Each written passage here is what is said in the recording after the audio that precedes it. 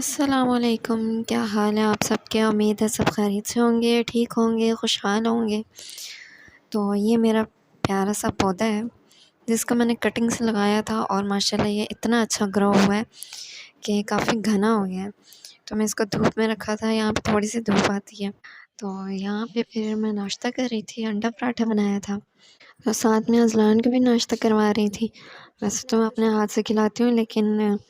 اس سے تسلی نہیں ہوتی جب تک اپنے ہاتھ سے نہ کھائے، تو اچھی بات ہے اپنے ہاتھ سے بھی کھاتا ہے۔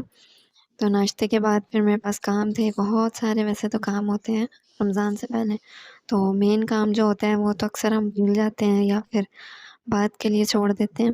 تو میں نے نیم گرم پانی ڈالا تھا ٹب میں، اور سرف ڈال کے جو ہے اس میں تھوڑا دوسرا پانی مکس کر کے میں نے جان ماز دھونے تھے آج صبح سے، میں کل رات سے ہی میں نے سوچ لیا تھا، کیونکہ روز میں سوچتی ہوں تو پھر صبح اور کام نکل آتے ہیں۔ تو میں نے صبح ناشتہ کرنے کے بعد ہی پہلا کام یہ کیا کہ جان ماز بھگو کے رکھ دوں، تاکہ پھر تھوڑی دیر بعد ان کو دھو لوں۔ آج شب برات بھی ہے تو کام تو نکل آتے ہیں، اور پھر یہ ہوتا ہے کہ نیاز وغیرہ بھی کرنی ہے، تو اسی لیے میں نے ناشتہ کرنے کے بعد صبح سویرے یہ کام شروع کر دیا تھا۔ تو یہاں پہ میں ایک بات کہنا چاہوں گی کہ شب برات بڑی رات ہے، تو نیاز وغیرہ تو سبھی کرتے ہیں جو کرنا چاہتا ہے، اور کچھ لوگ ہیں جو نیاز وغیرہ نہیں مانتے ہیں، تو عبادت بھی کریں، لیکن اپنی عبادت میں دوسروں کے لیے بھی دعا کریں، اپنے ماں باپ، بہن بھائی، دوست احباب، جتنے بھی رشتہ دار ہیں ان سب کے لیے دعا کریں۔ کیا پتہ آپ کی دعا کس کو لگ جائے اور کس کے مسئلے حل ہو جائیں، تو میرے لیے بھی دعا کریں۔ اللہ آپ سب کو خوش رکھے اور سب کی پریشانیاں دور کرے، سب کی تکلیفیں دور کریں۔ تو میں بھی آپ سب کے لیے دعا کروں گی۔ اس طرح کی دعائیں ہوتی ہیں جو ہمارے لیے سہارا بنتی ہیں، یا ہماری اس مشکل ترین زندگی میں ایک امید ہوتی ہے، ایک آس ہوتی ہے۔ تو درود شریف زیادہ سے زیادہ پڑھیں۔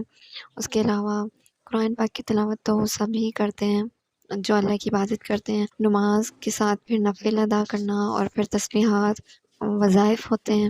جو سب پڑھتے ہیں۔ آپ سب کے لیے دعا کریں، جو مسلمان اس دنیا سے چلے گئے ہیں ان کے لیے بھی، اور جو مسلمان اس دنیا میں ہیں، آپ کے آس پاس ہیں، آپ ان کے لیے بھی دعا کریں۔ رمضان سے پہلے یہ ایک رات عبادت کے لیے اللہ تعالیٰ نے شاید اسی لیے چنی ہے کہ ہم اپنے دل کو پاک اور صاف کر لیں تمام گناہوں سے، اور خود کو بالکل پاک صاف کریں، اور تاکہ رمضان میں روزہ رکھنے کے لیے خود کو تیار رکھیں۔ اپنا بھی خیال رکھیں اور اپنے آس پاس کے لوگوں کا بھی خیال رکھیں، اور دوسروں کی مدد کریں تاکہ آپ کی مدد سے کسی کا بھلا ہو سکے۔ تو یہاں میری جان ماز دھل گئے ہیں، تو ویسے تو ہم گھر کا ہر کونا صاف کرتے ہیں رمضان سے پہلے، کچن صاف کرتے ہیں، کمرے، اور مطلب پورا گھر صاف صفائی کرتے ہیں، لیکن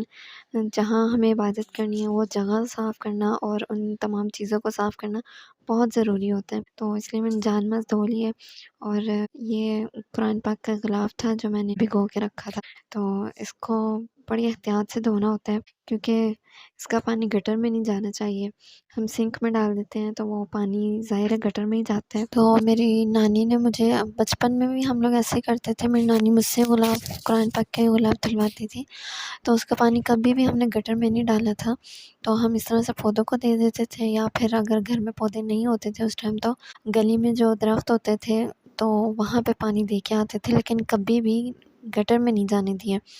تو آج شام سے ہی میں لگی ہوئی تھی، تو میں نے آج کھیر بنائی ہے شب رات میں، اور باقی کھانا بھی بنایا تھا، تو یہاں پہ کھانا تیار ہو چکا ہے، نیاز بھی دے دی تھی، اور